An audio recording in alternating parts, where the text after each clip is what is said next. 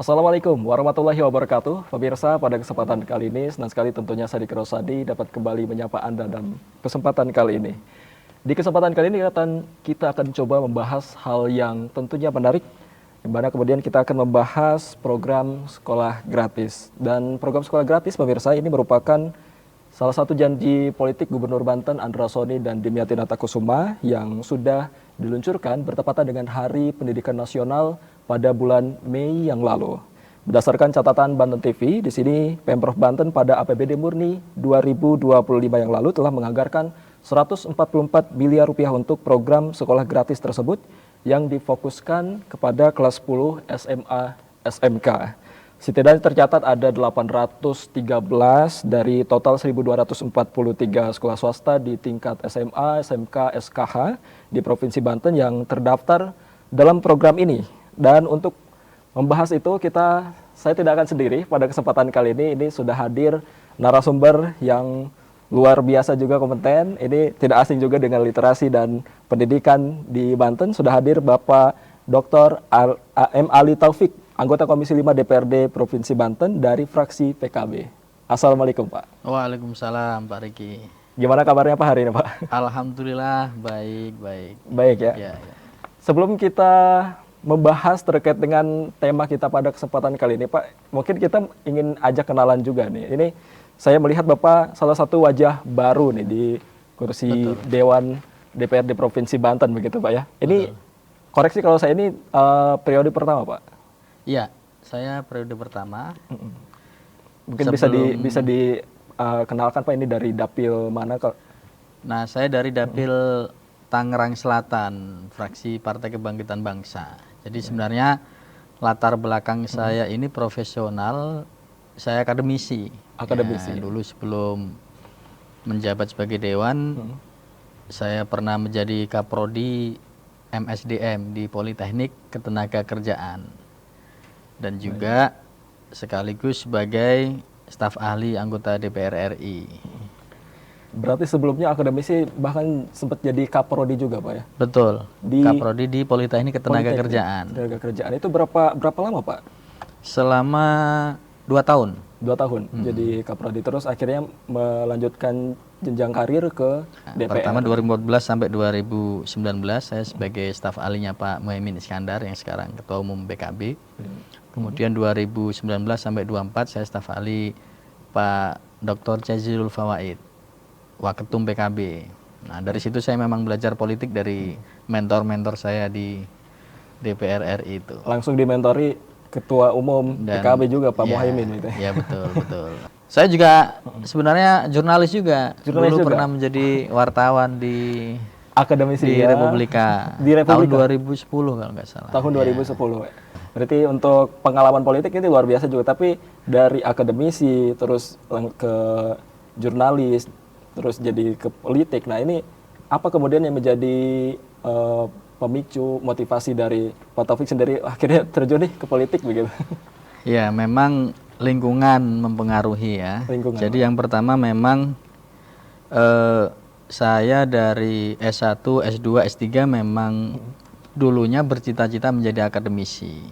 Cita-cita dari kecil jadi akademisi. Menjadi akademisi. Setelah menjadi akademisi, sepertinya memang harus berkiprah kepada yang lebih luas lagi dalam sisi kebijakan di DPR. Makanya 2019 saya tuh nyalek DPR RI. Tahun 2019. Ya, tapi belum berhasil. Masih percobaan pertama. Iya, percobaan pertama. Akhirnya 2024 saya nyalek di DPRD Provinsi Banten dan alhamdulillah terpilih. Dan memang ketika saya diminta di komisi berapa ya komisi pendidikan. Karena backgroundnya pendidikan akademisi, juga. Gitu. Betul. Baik, ini berarti kalau misalkan dari profil ini mungkin pemirsa Banten TV bisa melihat sendiri ya. Ini backgroundnya memang akademisi. Iya. Karena pada kesempatan kali ini kita juga bahas soal pendidikan juga, soal soal akademis ini. Betul.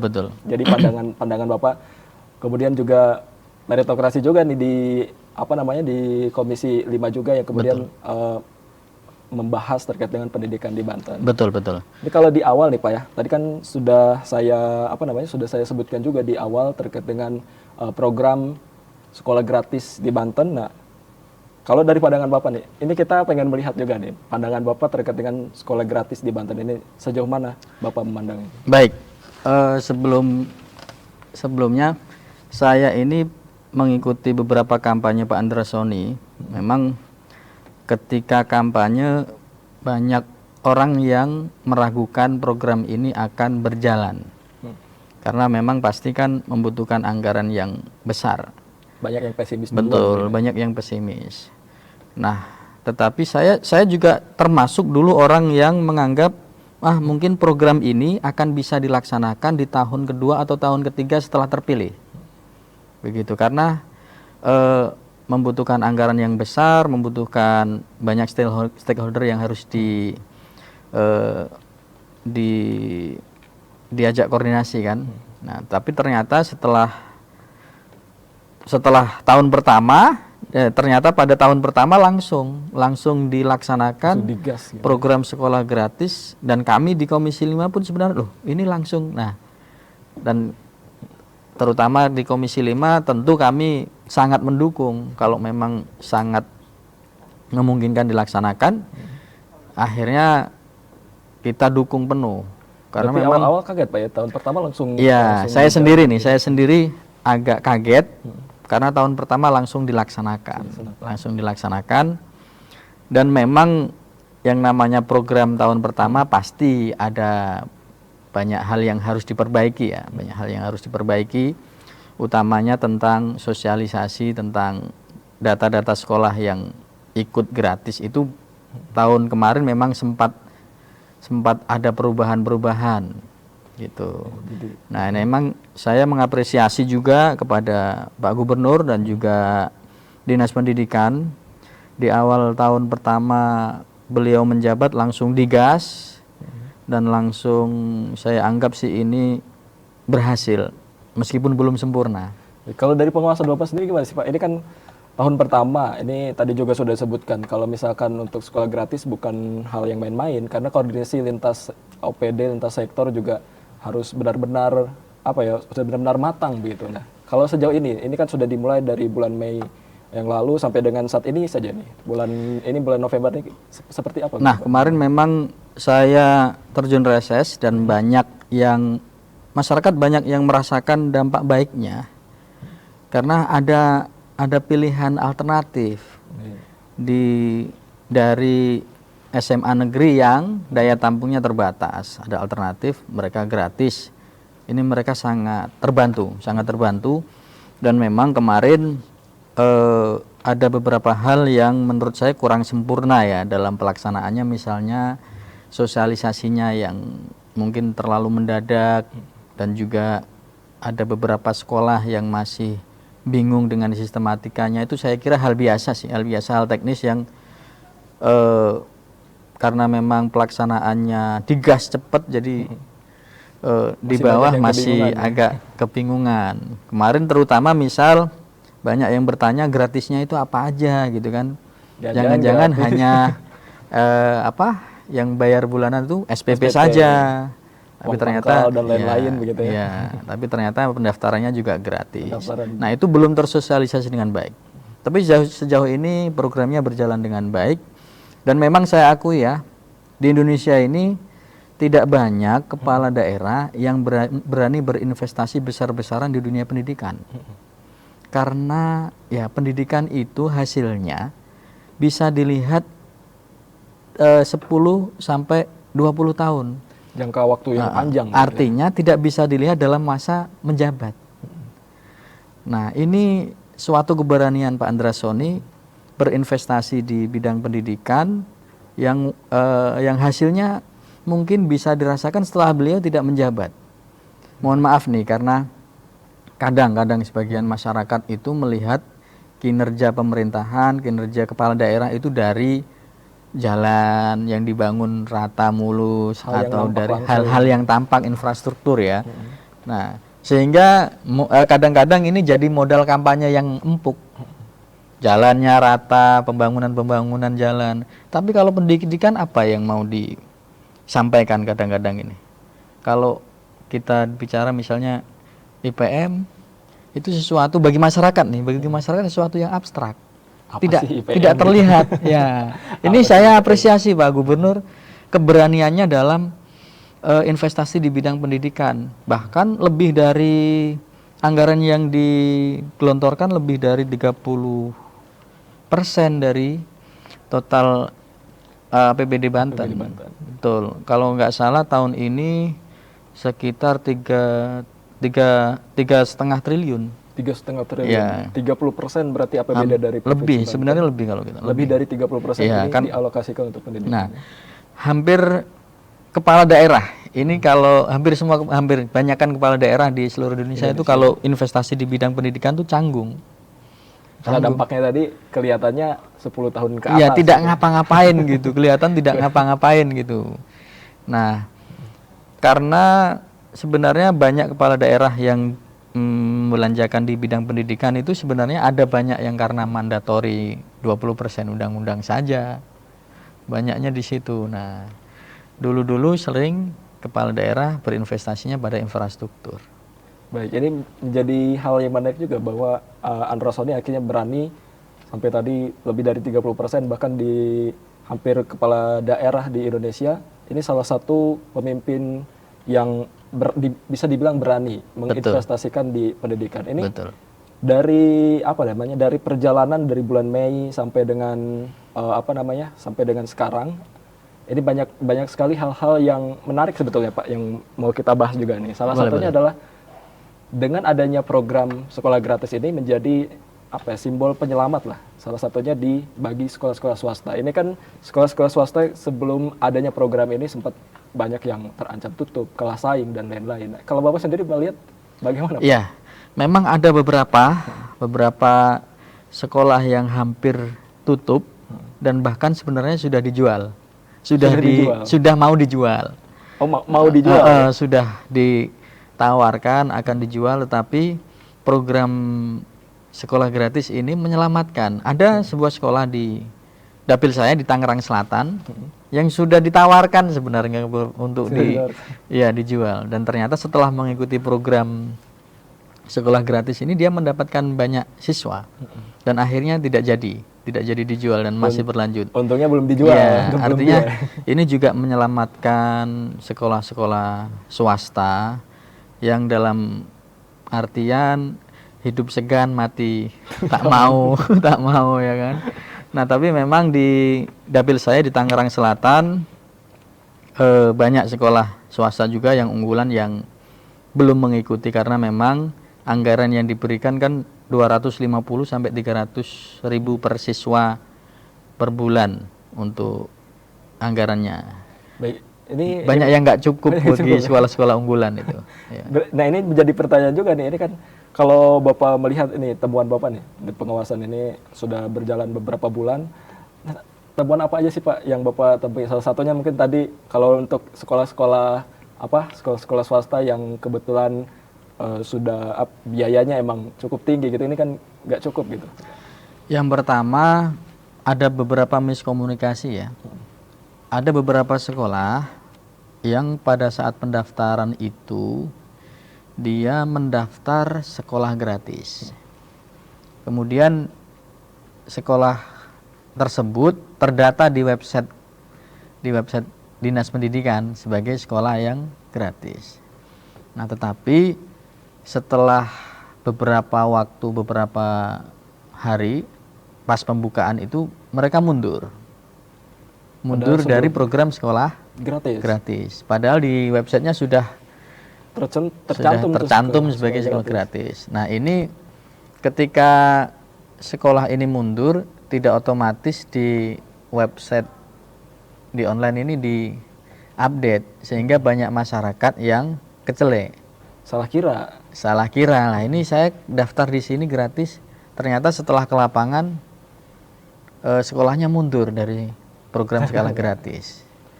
Nah, ini masukan saya agar supaya Dinas Pendidikan ini cepat dalam merespon fakta di lapangan sehingga masyarakat tidak bingung. Terus ada beberapa juga sekolah yang tetap memungut biaya pendaftaran. Padahal sudah termasuk.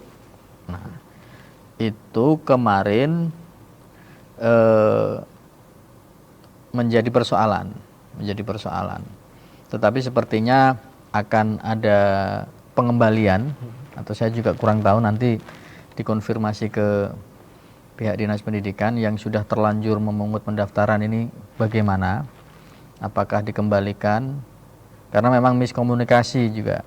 Dan juga karena anggaran juga yang 300.000 per siswa itu cairnya bertahap. Nah, ini banyak juga sekolah-sekolah yang menunggu pencairan. Akhirnya memang ada ada semacam dugaan, ini bener nggak sih cairnya sekian gitu kan. Ada yang tanya begitu kemarin kepala sekolah kepada saya. gitu. Saya jawab memang anggaran tahun perubahan tahun 2025 baru diketok, Pak. Jadi mungkin masih proses gitu. Itu kendalanya. Dan memang di Tangerang Raya terutama banyak sekolah yang unggulan tidak bergabung menjadi sekolah gratis, yaitu hak mereka karena mungkin biaya operasionalnya tidak mencukupi dengan apa yang disubsidikan pemerintah. Dan itu saya pikir ya tidak masalah, karena itu akan menjadi pilihan pendidikan bagi masyarakat yang kelas menengah ke atas ya.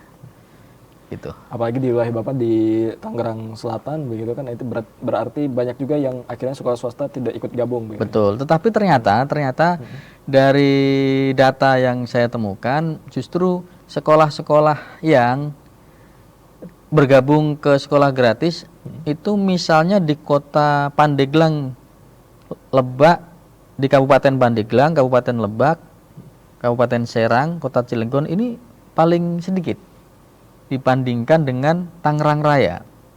Justru Tangerang Raya misalnya Kabupaten Tangerang ini hampir separuh sekolah swasta bergabung. Hampir separuhnya ikut bergabung. Iya, hampir separuhnya ikut bergabung. Kota Tangerang hampir juga 50% ikut bergabung. Kota Tangerang Selatan lebih dari 50%.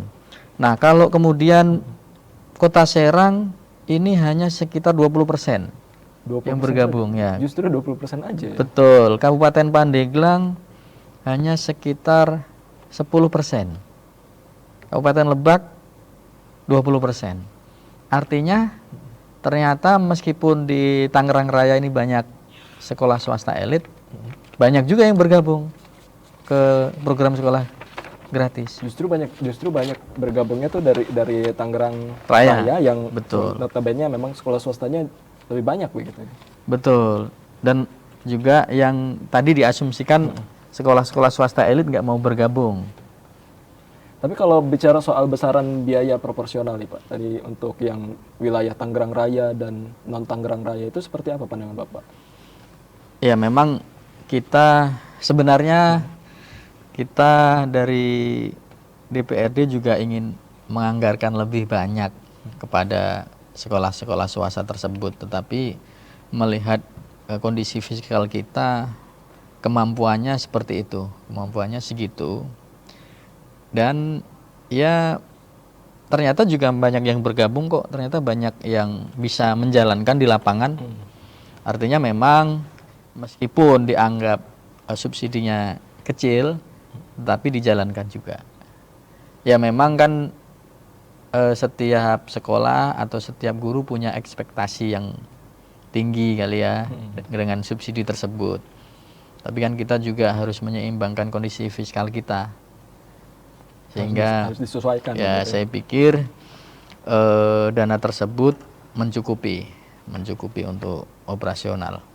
Nah, ini menjadi pertanyaan juga nih, kalau misalkan ngomongin sekolah gratis nih, gratis apanya begitu? Ini ada beberapa komponen tentunya yang perlu diperhatikan, salah satunya dari SPP, uang bangunan, dan lain sebagainya. Ini menurut Bapak sendiri sejauh ini untuk program ini sekarang, untuk komponen-komponen pendidikan yang tadi saya sebutkan, sudah idealkah Pak? Kalau berbicara ideal sih belum. Ya, kalau berbicara ideal, karena memang pendidikan ini sesuatu yang sangat berharga dan sangat berharga, sangat bisa dikatakan mahal juga. Kalau kita berbicara ideal belum. Tetapi memang kembali kepada kondisi fiskal Provinsi Banten. Nah, memang idealnya sih ada biaya-biaya penunjang lain yang memang harus dianggarkan, tetapi ya kita kembali kepada kemampuan daerah kita. Kita kembali kepada kemampuan daerah kita. Tentu kita berharap program sekolah gratis ini bisa berjalan lebih baik, berjalan lancar. Saya Komisi 5 nih juga mendukung penuh kalau misalnya anggaran subsidinya dinaikkan untuk pendidikan. untuk pendidikan. Ya. Kita harus menyambut baik lah karena gubernur sudah berani berinvestasi pada dunia pendidikan. Jadi langkah yang berani. Ini kalau bicara soal pendidikan nih Pak ya, ini menjadi persoalan klasik sebetulnya. Jadi soal titip menitip nih Pak. Ini menarik. Menitip siswa. Titip menitip siswa, betul.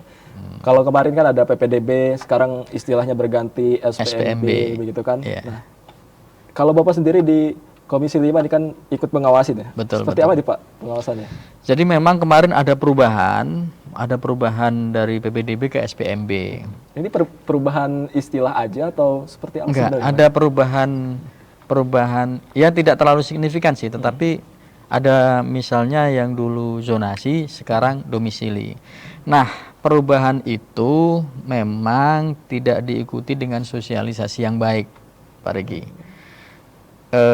Misalnya ternyata dulu kan kalau dulu zonasi ya. Zonasi itu dulu adu jarak. Iya, siapa yang terdekat dia langsung masuk. Nah, ini ada keunggulan dan ada kelemahannya. Kelemahannya adalah kalau siswa yang sudah merasa dekat sekolah, akhirnya mepet sekolah tinggalnya, dia tidak belajar. Bahkan tidak bisa membaca pun tetap diterima. Nah, kemudian dikoreksi pada kemarin pada program SPMB yang berganti. SPMB itu meskipun domisili tetapi tetap adu nilai, tetap nilai yang dipertimbangkan. Nah, dari jarak kemudian ke nilai ini tidak tersosialisasi dengan baik, sehingga masyarakat yang merasa sangat dekat dengan sekolah dengan ekspektasi tinggi saya pasti keterima karena cuma 1 meter, bahkan temboknya nempel dengan sekolah, ternyata ada yang tidak diterima.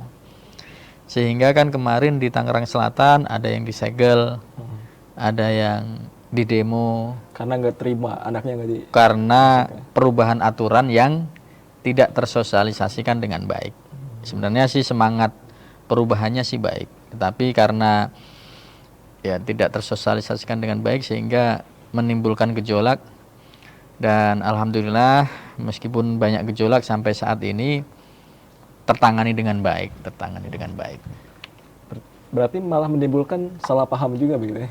Betul. Dengan sosialisasi yang kurang begitu. Nah, memang persoalan kita di setiap program ini selalu sosialisasi ini menjadi persoalan, Pak Riki. Hampir semua program-program kita ini selalu ada permasalahan di sosialisasi. Makanya sebenarnya penting dinas-dinas, baik dinas pendidikan atau yang lain itu menggalakkan media sosialnya. Sudah tidak begitu relevan sosialisasi di lapangan, mengumpulkan masyarakat itu terlalu banyak membutuhkan biaya. Tapi kalau media sosialnya digalakkan, saya pikir akan lebih efisien. Nah, ini bicara soal masyarakat tadi kan sempat ada kesalahpahaman dari masyarakat.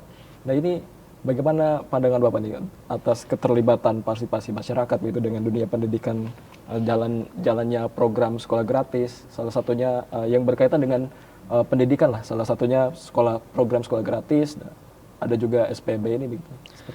Nah, sebenarnya kan sekolah gratis ini nyambung dengan SPMB sih. Jadi gini, kemarin diadu nilai, maksudnya diadu nilai, di nilainya yang tinggi masuk, yang rendah mungkin tidak masuk, tapi kan ada alternatif yang kita siapkan, yang disiapkan, yaitu sekolah swasta gratis. Sekolah swasta gratis. Ya, disitulah alternatifnya bagi yang tidak masuk ke negeri, sama-sama gratis kok. Sekolah swasta juga banyak yang unggul, bahkan banyak yang lebih unggul dari sekolah negeri. Gitu aja. Ya. Jadi ini semakin menarik tapi waktu kita terbatas. Iya. Saya ingin tanyakan harapan Bapak mungkin. Harapan Bapak terkait dengan dunia pendidikan saat ini tahun pertama lah sekolah gratis ini mulai berjalan. Tadi Gubernur Banten sendiri Pak Andra Soni ini terang-terangan jor-joran lah untuk dunia pendidikan. Apa harapan Bapak ke dunia pendidikan saat ini? Harapan saya yang pertama dunia pendidikan di Banten ini lebih maju sehingga banyak terlahir generasi-generasi unggul yang tentu nanti menyambut Indonesia emas. Jangan sampai Indonesia emas menjadi Indonesia cemas. Kita berharap dengan dunia pendidikan karena memang satu-satunya pilar kemajuan peradaban sebuah bangsa itu pendidikan. Ya baik, ini kan sebenarnya saya juga mewakili anak muda nih, karena kan hostnya anak muda. Ya. Dewannya juga anak muda ini. Dewannya anak muda juga. Ya. Ini menarik Pak, ada pesan mungkin Pak, ini pesan yang ingin disampaikan khususnya para generasi muda ini menjadi harapan tadi, jangan sampai Indonesia cemas 2045 Indonesia cemas, tapi harus kita optimis lah, menjemput Indonesia emas yang benar-benar cemerlang, benar-benar emas gitu. Baik anak muda sekarang, terutama Gen Z, ini harus lebih fokus terhadap sesuatu yang penting buat masa depan.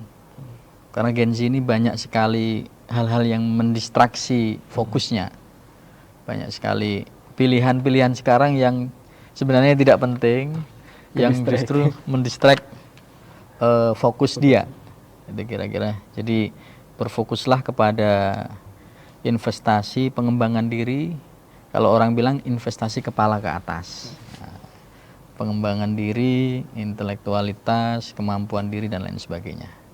Itu kira-kira. Baik, terima kasih Pak Taufik ini Sama-sama. sudah hadir di podcast kita kali ini, memberikan insight baru, memberikan wawasan baru kepada pemirsa Banten TV di rumah. Dan pemirsa, terima kasih sudah menyaksikan podcast kita pada kesempatan kali ini. Akhir kata, saya Riki Rosadi pamit undur diri dan sampai jumpa. Wassalamualaikum warahmatullahi wabarakatuh. Waalaikumsalam warahmatullahi wabarakatuh.